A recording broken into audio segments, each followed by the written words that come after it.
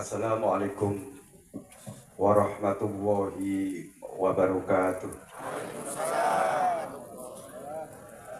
Alhamdulillahi nahmaduhu wa nasta'inuhu wa nastaghfiruh man yahdihillahu fala mudhillalah wa man yudlilhu fala hadiyalah la haula wala quwwata illa billah. Asyhadu an la ilaha illallah wa asyhadu anna Muhammadan abduhu wa rasuluhu la nabiyya ba'da. Qala rabbi ishrah li sadri wa yassir li amri wahlul 'uqdatam min lisani yafqahu qawli amma ba'du. Al-mukarramun para alim, para ulama, para masyayikh, para habaib yang sudah hadir di tengah-tengah kita. Sahibul fadilah wal karomah al-arif billah murabbi ruhina abuya beserta umi dannya, para abu-abu muda yang hadir di tengah-tengah kita. Kiai Zen Jarnuzi dari Cibinong hadir juga di tengah-tengah kita. Hari ini menjadi pertanda ada seorang bupati yang tidak lain dan secara kebetulan adalah Bupati Aceh Selatan yang tidak jauh dari Labuan Haji, Bapak Mirwan selaku Bupati Aceh Selatan.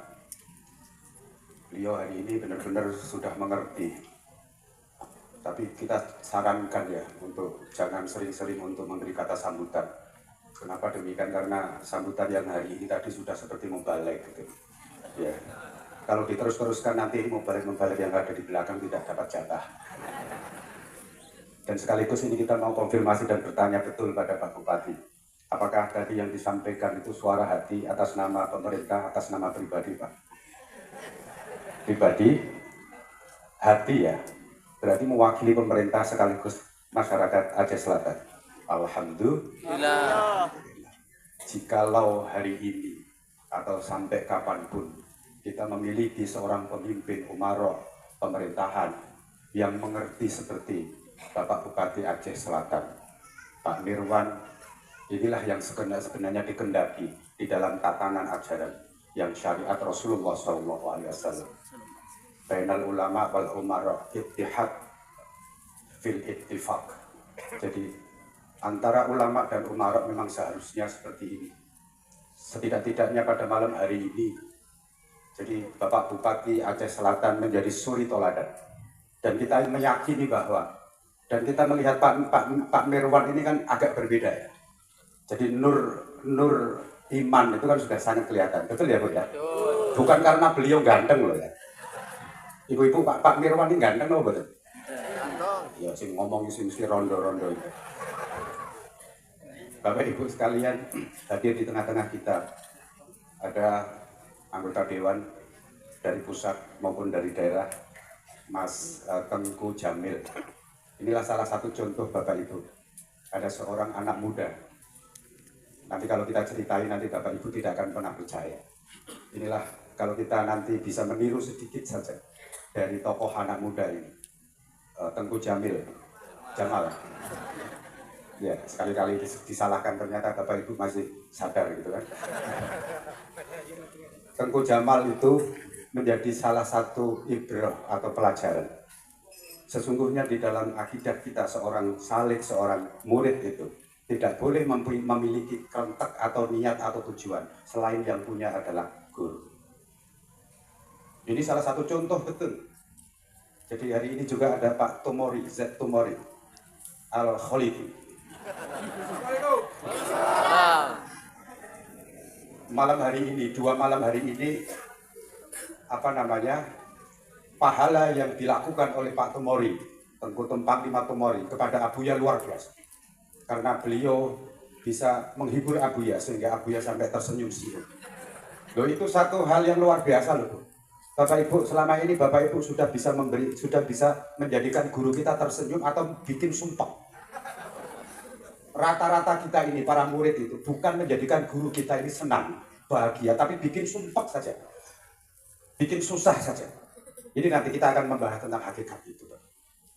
Jadi banyak hadirin hadirat para panglima, para gubernur, para wali nangro yang tidak bisa kami sebutkan satu persatu tanpa mengurangi hormat kita, ihtiram kita pada para beliau-beliau semuanya. Bapak Ibu sekalian yang dirahmati oleh Allah, malam hari ini kita mengambil satu pelajaran penting untuk kita ulangi kembali, kita tegaskan kembali. Sekitar 1572.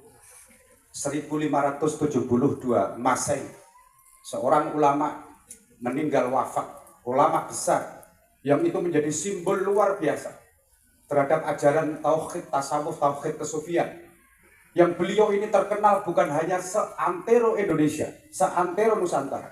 Para pemerhati, para peneliti, bahkan sampai peneliti-peneliti barat luar negeri itu menulis tentang pemikiran beliau.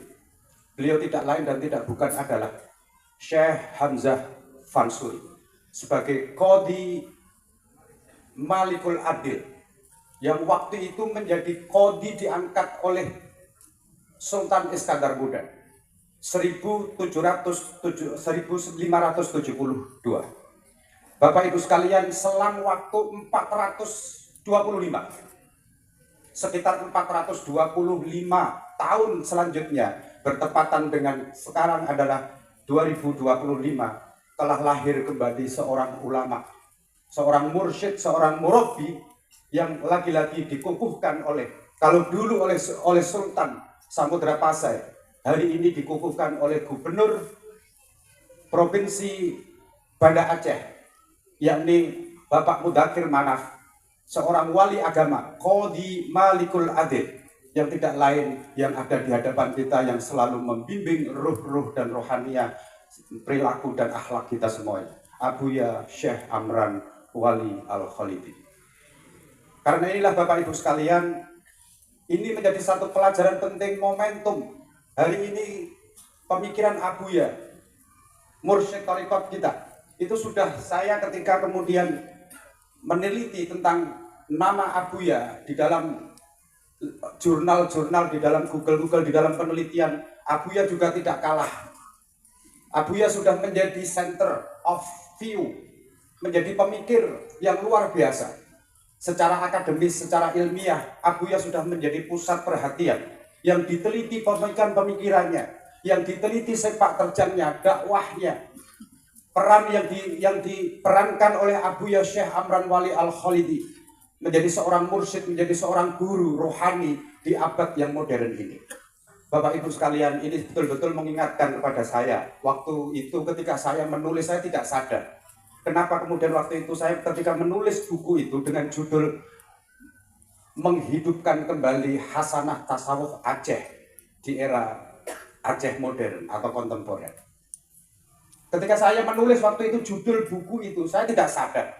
Dan saya meyakini bahwa itu adalah bagian dari apa yang digerakkan oleh Abuya.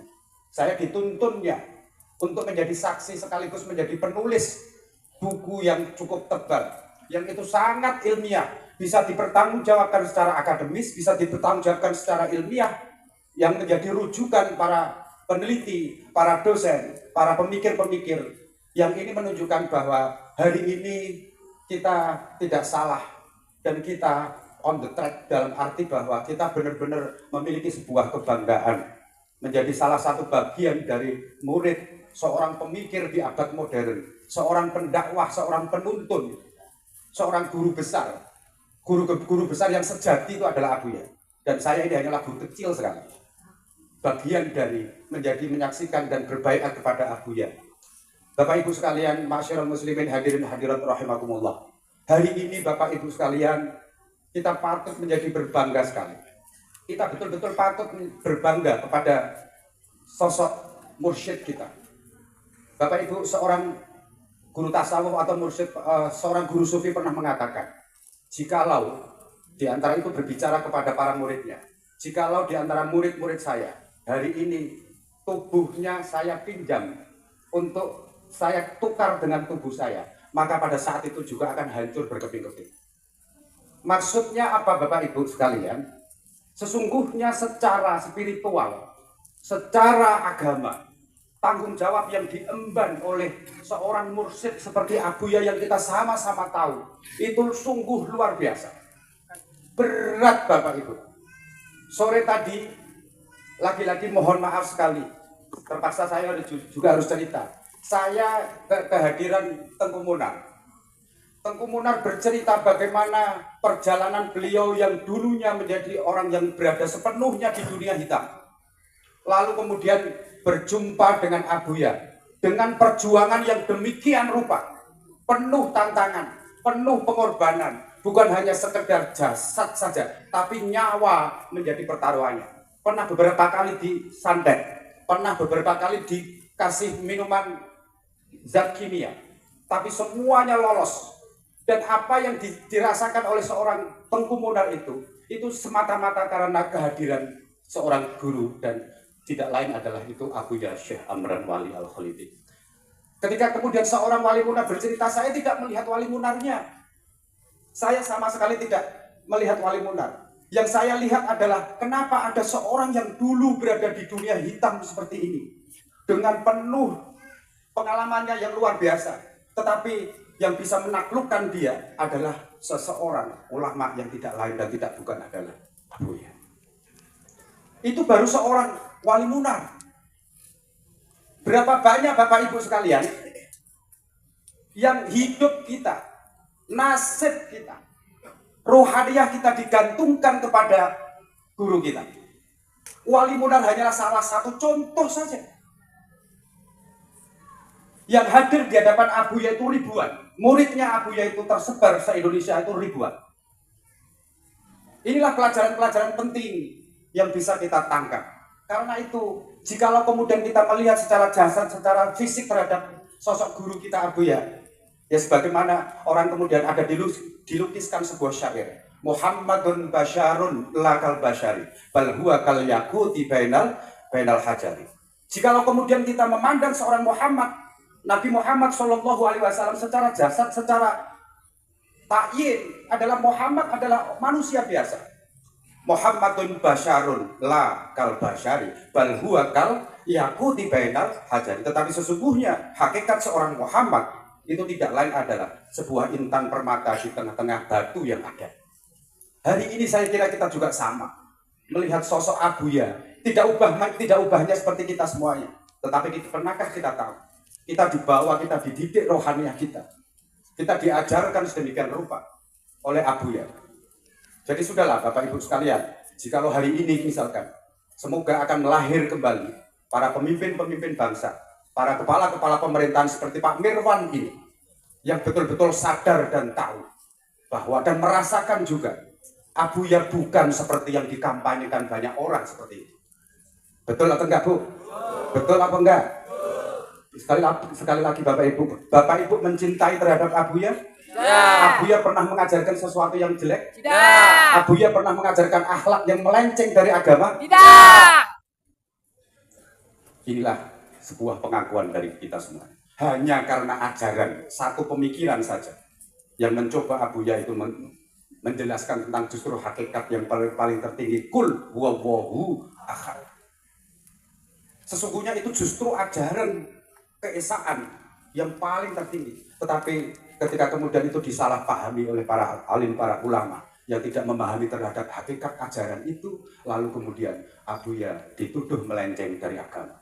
Bahkan kita berani mempertanggungjawabkan, tidak ada satupun jaringan para santri, para murid-muridnya Abuya di seluruh Nusantara, mulai ujung Ternate, kemudian Gorontalo, Manado, Jawa Barat, dan seluruhnya. Pernahkah kita kemudian menjumpai salah seorang muridnya Abuya saja yang kemudian etika ataupun moralnya jelek? Tidak ada, tidak mungkin. Tidak mungkin. Lebih-lebih seorang mursyid yang sudah punya gelar Malikul Qadi, Malikul Adil, ataupun kemudian wali agama, kemudian mengajarkan sesuatu yang melenceng dari agama, dari ajaran Islam, itu tidak akan sangat mungkin terjadi. Bapak Ibu sekalian, inilah akhir dari kemudian apa yang bisa kita simpulkan malam hari ini. Berbahagialah sekali lagi, kita sangat berbahagia. Kita semuanya sangat berbahagia. Kami banyak di antara santri-santri ini yang jauh-jauh datang dari berbagai penjuru wilayah Nusantara karena semata-mata merindukan terhadap berjumpanya dengan seorang guru ataupun mursyid yang sejati seperti ini. Bapak Ibu, kiranya inilah yang bisa kita sampaikan menjadi sebuah ibrah dan pelajaran. Semoga kita tetap selalu, etikot kita, iman kita selalu dibimbing oleh murabi kita, Abuya Syekh Amran Wali Al-Khalidi. Mohon maaf dengan segala kekhilafan kita dan kami khususnya ihdinas siratal mustaqim wal afu minkum wallahul muwaffiq ila aqwamit thoriq. Wassalamualaikum warahmatullahi wabarakatuh.